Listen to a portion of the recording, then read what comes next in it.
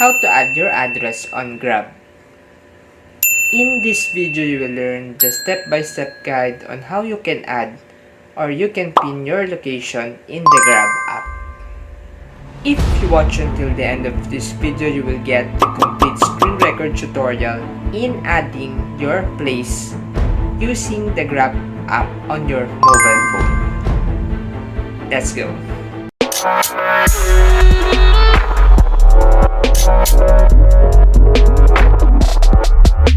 Hi guys, this is Archie Noche, and kung bago ka pa lang dito sa channel ko, please do hit the subscribe button and the notification bell para ma-notify kayo sa mga susunod na video na gagawin ko all about social media marketing tips, tricks, and strategies para sa business mo online.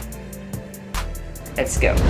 On the Grab app's homepage, scroll down until you find the map your city. You can use this to add the missing places that you can use on your future booking with Grab.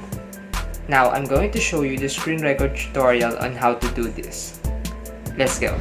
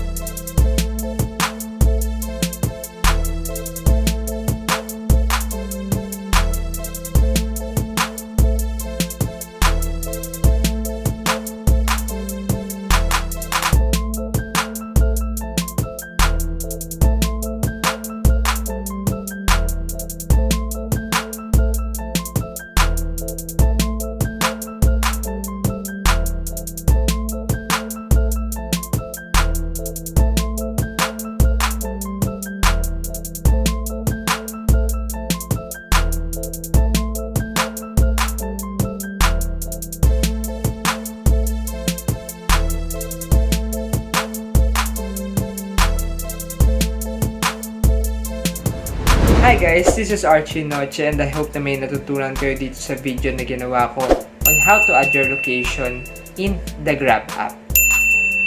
Let me know in the comments below kung meron kayo mga questions or tanong para sa video na to, and smash the like button and hit the subscribe button para ma-notify kayo sa mga susunod na video na gagawin ko all about social media marketing tips, tricks, and strategies para sa business mo online. That's all for today, and I'll see you on the next vlog.